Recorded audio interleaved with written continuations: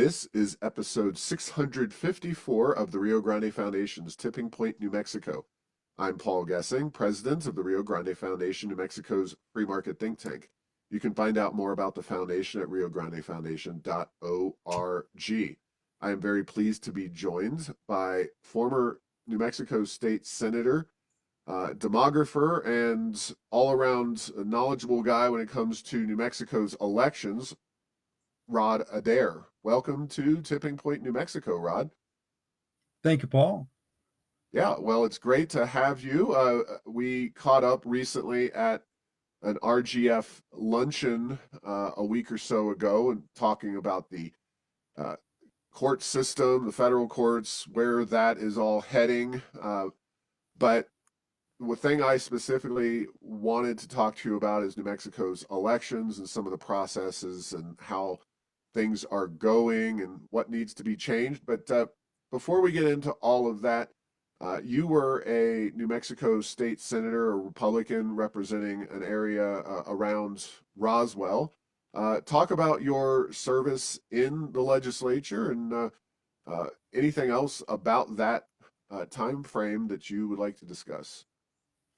Well, I was elected to the state senate in 1996. I like to say I came in on the Dole ticket and then left in 2012 after 4 terms on the Romney ticket.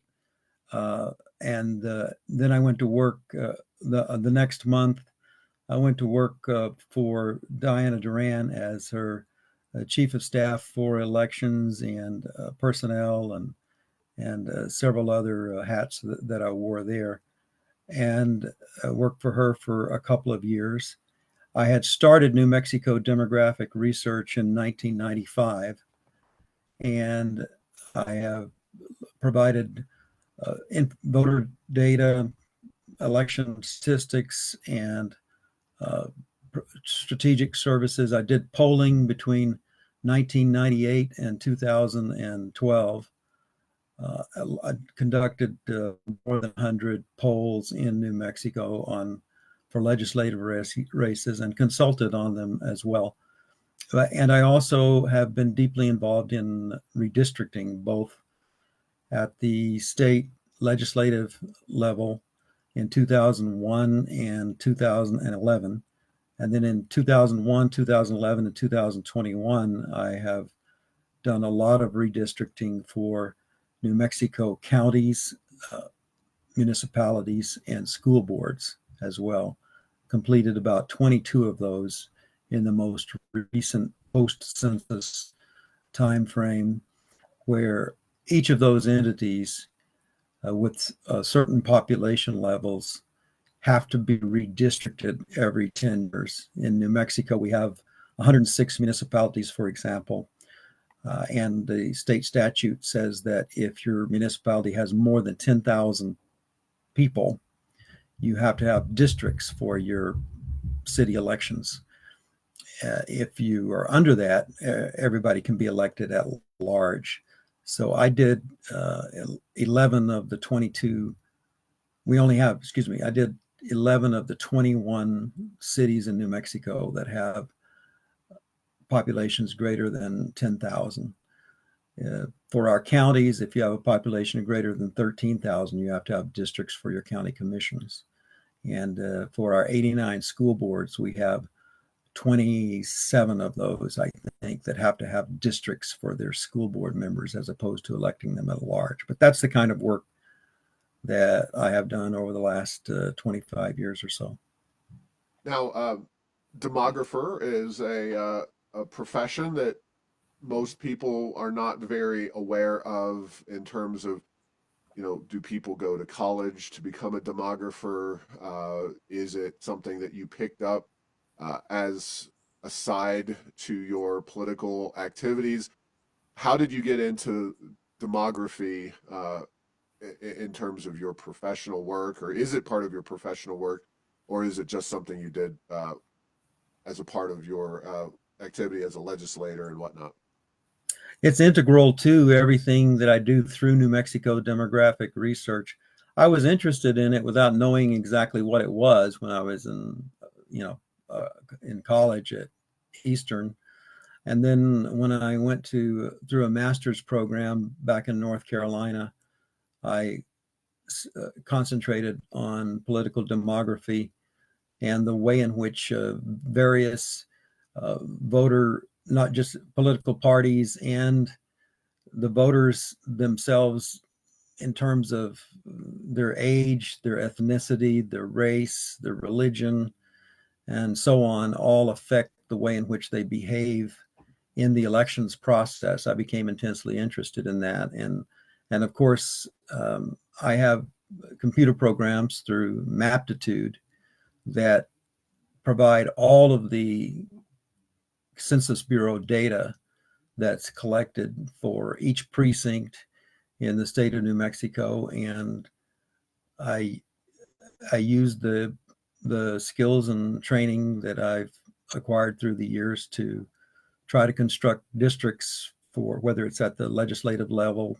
back in 2001 and 2011, or for local communities up to the present time, uh, using the demographic data to try to make sure that to ensure, not try, but you have to ensure that you have one person, one vote, that districts are all equal in population, and that you're not disadvantaging any particular ethnic group or race.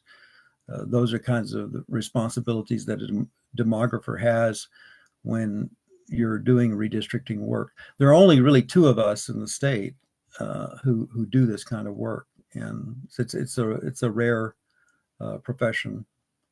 Is that Brian Sanderoff who's the other one, or is there somebody Yes, else? Okay, yes, good to know. So moving on, you were part of the kind of Republican teams uh, that handled redistricting, I guess, in 2010. Were you part of other previous efforts to do redistricting? Were you did you do it in the year 2000? I was not at at that point in time yet in the state, but I know you were there in 2010. yeah. In 2001 and two, because it dragged on because of court cases, I was part of the redistricting process for the congressional districts and for the state house. The state senate did not have a lawsuit that year. Anytime you have a state the where power is divided between, say, as we had in 2001, a Republican governor with Gary Johnson and a Democratic legislature, and the the two entities cannot agree, then it ends up in court. And the Democrats, when they're in power, just as the Republicans do when they're in power in different states around the country, will push through a very highly partisan uh, a bill that makes both the House and the Senate as strongly Democrat as they can make it. And if you can't agree on that, the governor vetoes it, as Governor Johnson did in 2001 and Governor Susana Martinez did in 2011, then it ends up in court if you can't reach an agreement. And so, yes, I was involved in both those in decades. And of course, it's worth noting that constitutionally, the redistricting process for Congress takes place every 10 years. And I guess that's in the New Mexico Constitution as well, that the legislature's redistricted. So that's where we get all of this in terms of the process. But um, the most recent redistricting was 2020, and of course, Democrats controlled that entire process. So you were not a part of that directly. But I want to briefly ask you before we get into more election specific information this time around. What is your take on the redistricting process, especially Yvette Harrell's seat and the way it was changed? Did you find that to be, obviously it's the Democrats, they're going to do what's to their advantage, but did you find it to be a unfair or unusual process? anything else about those redistricting, the districts that were created in the House and the Senate in terms of the legislature? Did you feel that there was unfairness there regarding those? Well, it's it's neither. It's hard to describe that way. I mean, if you're to have a fair process, both parties have to have a seat at the table, or a part of a three-legged stool, I guess you'd say. You either have to have the governorship, or you have to have the House, or you have to have the Senate. And in 2001 and 2011, the Republicans had the governorship, so they had leverage, and you had to come to an agreement that was reasonable. In 2021, the Democrats had all three legs on the stool, and so, as I told people, um, I was not going to be a part of it anyway, because I'm not. Well, I was not going to be a part of that process at all, and I concentrated only on local redistricting. But what happened with the legislature is what is expected. If the Democrats control the entire process, they're going to push through something that tries to get them at least a 45 to 25 edge in the House, and if they can do it, maybe 27 to 15 or 28 to 14 in the Senate.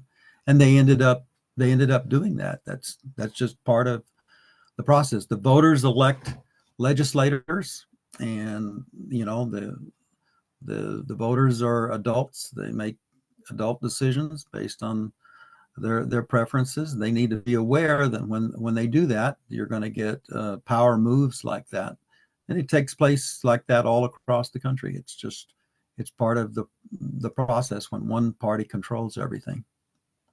Yeah. Now, real quickly, in looking at the lawsuits that were filed by the Republicans, and I don't know if you had anything to do with those or not. Now, to me, the Yvette Herrell seat was kind of the inevitable result uh, of Democrat control, because you're right. When a system's controlled by one side, it's not going to be uh, quote unquote fair at all. But there, the Senate districts seem to be at a point where they were packing more Republicans into one legislative district relative to the Democrat seats.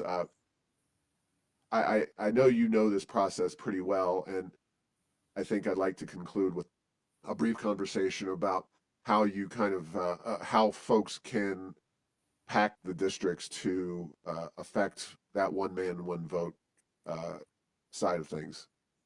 Well, you take a part of, say you start in the southeastern part of the state, and you make those districts, let's say a Senate district is roughly 50 to 51,000 people, but you have leeway of adding another 5%. It used to be fairly cut and dry that you had to be within 5% of the mean, uh, and you of the mean size of the district. This year, I noticed that they had some districts that went to 7% or beyond what the limits are. I don't know how they got away with that, or why that happened, but they did that. But you put as many people as you can into the Republican areas districts, and then that leaves people left over so that you can have, maybe the Democrat districts are filled with 95% of the median of excuse me of the mean population for a district, and you overfill the Republicans, and so you run out of Republicans sooner by doing that, and you have lots more flexibility to use Democrat voters to create much stronger Democrat districts. And if you can make a Republican district that's, say, has an average voting strength of 70-75% Republican, it's and pack them all into a few districts like that, then you have a lot of leeway to make the Democrat districts commensurately much stronger, and have many more of them. And that's what they did. And with regard to Yvette Herrell, yes, they weakened that district substantially, and it's she ran fairly well last time considering that they had weakened it quite a bit. But we'll see it. But it was also an off-year election, which should favor Republicans more than a presidential election. So we'll see. I expect that to be very, very, very close. You've got to realize that Stansbury and Fernandez, though, they're like all politicians. They don't want to give up anything, and it's not their decision, but they congressmen and women will lobby the state legislators directly to try to make sure that you don't take anything away from their voting strength. And so I'm sure that Stansbury and Fernandez didn't want to give up any Democrat precincts, but they had to in order for the Democrats to achieve the goal of weakening Congressional District 2. Got it. Okay. Well, that's great information, and I appreciate that. And we'll for sure have you on, God willing, here when the next redistricting process kicks off, because it's something that we haven't really talked about in great detail on this show, but it is something that's very impactful. And who knows what the political makeup of our state will be as regards the legislature and the governor when the next redistricting rolls around. But It'll be determined by the 2030 election. All right. If the Democrats win the governorship in 2030 and maintain their House and Senate margins in the state legislature, then you'll have the same dynamics, the same process will take place, and they will create advantageous districts for themselves again. Yeah, absolutely. All right. Well, now in terms of elections, you mentioned you worked in the Secretary of State's office for then Secretary Diana Duran. So I would expect that you have a pretty good grasp on the way elections work in New Mexico and all of the various technologies and whatnot. Can you kind of give us an overall perspective on your view of New Mexico's elections? I know the Secretary of State touted some award that she'd won, basically saying that New Mexico's elections were the best in the country or the cleanest in the country or something along those lines. What's your take on the way New Mexico runs its elections? Well, they're run, of course, by 33 county clerks, and there's a wide disparity between in the levels of competence and knowledge and understanding. We have some county clerks who are very, very highly qualified and very conscientious in the way in which they administer elections, and we have some counties where it's less so. I know that the Secretary of State's claims are out there, but I've never seen any objective data to show how do you prove that your election is cleaner than somebody else's. That's never provided for. And a lot of these things are just political awards that people pass around and lobby for and everything, but they don't have any real meaning.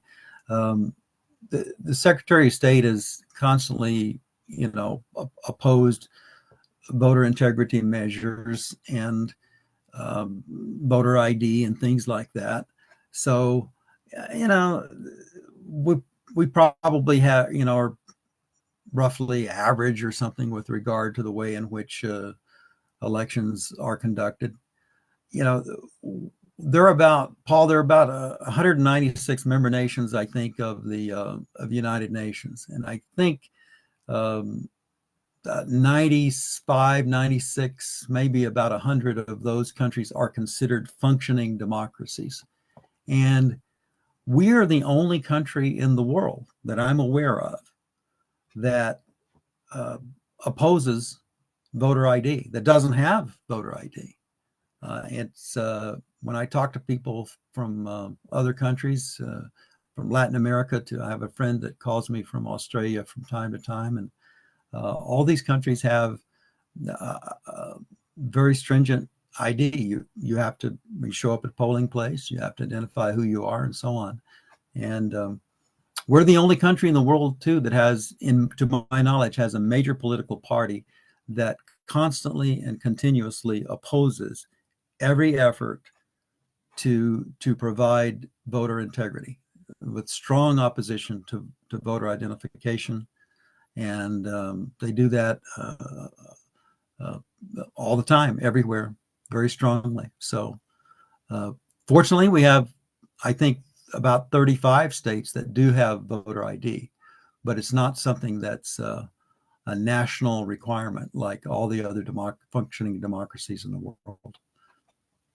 Yeah, so voter ID, obviously, one aspect of the election that you'd like to see changed. Now, there was a mailing that went out from the Secretary of State's office that caused a great deal of consternation among Republicans. Uh, what is the Secretary of State doing with these mailings? It seems like they were mailed to people who could be voters, but also non-citizens in some regards. So, talk about this mailing and why it's generated some opposition among Republicans. Yeah, we belong to an organization called ERIC, Electronic Registration Information Center, which has some good things about it, especially with regard to how states can cooperate with each other to make sure that you don't have Paul Gessing registered in Indiana and Virginia and New Mexico. You know, they can work with each other to make sure that they take people's names off uh, all the all the states they may be registered in, except the one they actually reside in. And so that's a good cooperative thing that Eric has. But Eric also pushes voter registration, automatic voter registration, and things like that. And there's a program called EBU, the eligible but unregistered voters, in which they really push the idea of sending out postcards, letters to people, trying to get everybody to register to vote. They get the names usually through the state driver's licenses or motor vehicle divisions and so on. And there are no real safeguards in place for whether or not to ensure that the people receiving these cards are U.S. citizens. Um, uh, Maggie Oliver has, I think, posted on her website a warning that you shouldn't do, you can't register if you're not a citizen. But the cards, in my understanding, the cards didn't say that when they went out to these folks. But it is on her website. But she doesn't warn people that it's a felony and that you can lose your right to ever become a citizen if you violate that. And So, to my knowledge, about 31,000. I think it was Virginia that found that 31,000 of these types of cards did in fact go to non-citizens. yeah, and a lot of states more so governed by Republicans, including Virginia, is in a lawsuit against the Biden-Harris administration over this very issue, not necessarily the mailings, but their desire to purge the rolls of non-citizens. And there's legislation, the SAVE Act, that is designed to ensure that only citizens are on, able to vote in American elections. Uh, it, do you think that the secretary's just kind of maybe sloppy in how she went about with this mailing and the timing, because there's a 90-day window, you're not supposed to do this kind of thing? Or how do you ensure that only citizens are voting? Uh, just kind of dive into this problem in a little more detail, if you would. No, I mean, Maggie Oliver, like all activist Democrats around the country, and George Soros, secretaries of state. She was a George Soros candidate way back the first time when she lost in 2014, and remains one today. They do not. They work hard to make sure that Um, there's as little voter integrity as possible. They changed, for instance, you used to have uh, a signature we have to have a signature on the outer envelope of an absentee ballot, for example, or what they call a mail ballot now. And in New Mexico, we don't have any validation or anything like that. Uh, you, the county clerks are instructed to accept everything that has a signature, not the signature, as you have in many states that have programs, computer programs, and validation processes with with elections boards and so on that review the returning absentee ballots and so on. But New Mexico doesn't have a safeguard like that. So essentially, you could just anybody who picks could get a ballot and send it in, and if they get hold of one, and the signature may or may not be the signature of the voter. So those are the kinds of things that we could have. But there's, again, the Democratic Party nationwide fights very hard against having measures that ensure that we have maximum voter integrity in the process. Got it. Well, so definitely the voter ID, and then ensuring that these non-citizens are removed from the voter rolls. Are there other aspects of the elections that maybe aren't as widely discussed, especially here in New Mexico? What about the integrity of the machines? The uh, Dominion was criticized quite a bit among the Trump administration and his allies, mostly in the last election. There's still some people out there who have who seem to have a pretty big concern over the machines themselves. Talk about the technology and what other options there might be if we were to go that route, but talk about the machines themselves. Well, your viewers should know this, that when voter fraud occurs in elections, it is through the mail process. It has always been that way. We had a huge case in 2012, 2014 in New Mexico, and we've had several of them in municipalities and so on. They are voter fraud, and I know it's going to be hard for a lot of people who, Republicans probably are more inclined to believe conspiracy theories than the Democrats, although both sides engage in it. But uh, it's the absentee process. It's the all mail ballot process in which voter fraud always occurs. We don't have voting machines really in New Mexico, and we haven't had them since 2004. I used to vote. We all used to vote until 2004 through 2004 on a touch screen, and you touch something in beside each race and made your choice, and a little green arrow lit up, and so on and so forth. We don't have that anymore. We have paper ballots that go through tabulators, and a lot of people call machines, but you fill out an oval, put it through a tabulator, and it rings up the vote. The Trump campaign believed the idea that these tabulators somehow changed the votes that were cast by people, and so they wasted a lot of time and effort in lawsuits that weren't going to go anywhere, because it just doesn't happen. I mean, think about this. Fox News is a multi-billion-dollar corporation, and they have the greatest lawyers that you can find anywhere. They have a team that you put together internationally and everything. They paid $750 million. which they definitely would not have done if they could in any way show that the Dominion machines, Dominion tabulators, were somehow casting votes for somebody who didn't.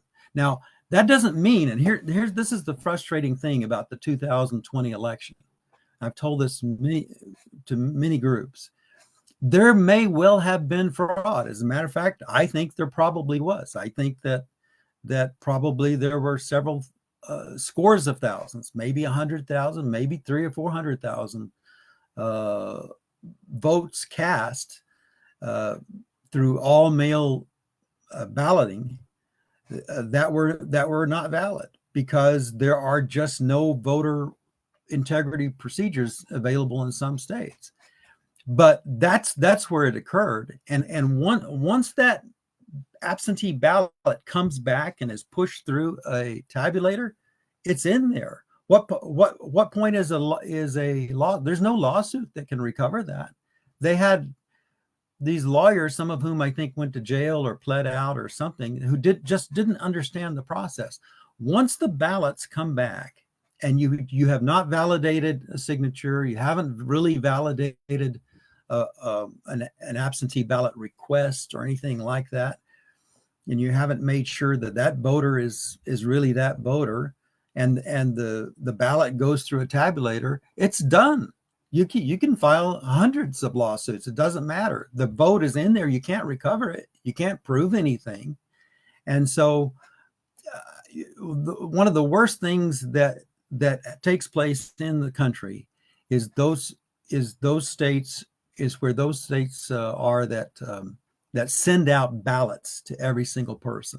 They pile up in college dormitories. They pile up in areas in post offices and so on and so forth. People can get hold of them. Some states like Colorado, which is heavily Democrat, but they have invested in computer technology to validate signatures. That's to their credit. Others, so they have a process that more or less makes sure that the person who is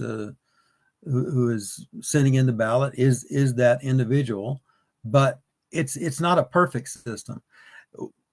The bottom line is this: once you remove the nexus between the voter and his or her ballot, in other words, if you send out something just out, when people say that states are mailing ballots out to voters, that's not true. States that have those all mail ballots like that and do mail them out, they're mailing out ballots to a list. They're not mailing to a voter. They're mailing to a name that's on the voter list. The person who receives it, and you can confirm this with anybody who's gone door to door in New Mexico, for instance. You can knock on a door and you can have a list that shows that 6 people live there, and the voter at the door say, oh yeah, we knew them. They haven't lived here in 12, 13 years or something like that. So that's the kind of thing that happens when you have take that to an all mail ballot state and you're mailing out to a list. You know, for an absentee ballot process to be valid, you need to have the voter fill out his or her own request for an absentee ballot and then have it mailed back. And so we still have, I don't know, half a dozen states around the country that automatically send out ballots to every single name and every single address that's on their statewide voter file. And that's where fraud can and does occur. Did it cost Trump the election? Very possibly, because he lost by only a few thousand votes in some states where you don't have solid voter validation. But there's no use in the thing that needs to happen is legislatures need to put an end to that and make sure that you don't have ballots being flooded out into the public areas. Well, thank you for that. That was great information. So, kind of maybe not summarizing, but adding to that, of course, 2020 was during some of the darkest days of the COVID pandemic. So, we moved as a country in some states moved very dramatically to mailing in ballots. So I would assume that based on that statement, you expect that this election will be uh, somewhat better than the previous election, simply because mail-in voting will not be as big of a factor or as dominant a factor. Is that accurate? I think it is. I think some states took measures to make sure that they're not flooding the state Right. with ballots. We automatically. I mean, I think the county clerks are able to send out absentee ballot applications to every single voter. And one of the bad things that's happened in New Mexico is they they provide for pre-filled applications so that the some of the data is automatically filled in when the voter receives a ballot application. Um, that's bad. The address, for example, the only thing that we have on uh, voter applications now that provide any kind of security is the person has to provide a signature and the last four of the social security number. That's all we have. That's better than nothing. But they did away. They can pre-populate the address, and so anybody who picks up something that maybe doesn't belong to them, they don't even have to know what the address is that they're for the voter they're supposed to be voting for. It's pre-populated, and that's not a good thing. Okay, so I remember a few years ago, and because you are not a Bernalillo County person, you wouldn't have received this, but APS wanted uh, a special election to be held because they wanted a tax increase on the property taxes, and I got a lot of people calling me saying, "Hey, I've got a ballot here in this APS election for my daughter, son, grandson, cousin, whatever, and they've not lived here for years. What's going on?" And so I gather that at least right up there with voter ID is also purging the voter rolls and making sure that those are up to date. Uh, I know we're running out of time here, but uh, is there a methodology or a path that should and could be taken, or is this just kind of up to the Secretary of State's office to kind of do the best they can? Obviously, understanding people move all the time, people die, people come into the state, etc. No, there's a that's set by federal law. I think passed back in 1994. You have to miss two consecutive federal elections in order to be placed on the inactive list or be uh, be set for having your name removed from the rolls. And postcards are sent out to those voters, and if they're not returned, then a process takes place. I think in New Mexico in March after an election year, where those voters who've missed two consecutive cycles of federal elections will have their names removed from the voter rolls. But if they write back or contact somebody or they vote, then their names are are automatically remain on the voting list. So But that's let me that's a that's a federal law that secretaries of state are supposed to follow.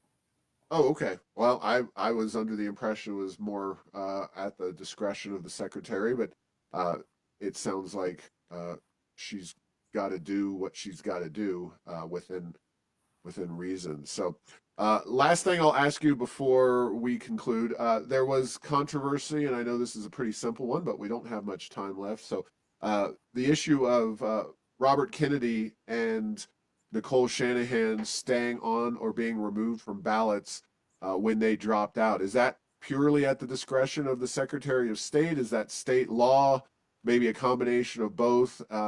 Did Maggie Toulouse Oliver do the right thing, keeping Kennedy on the ballot, even though he had dropped out of the race, or is that something that she should have handled differently?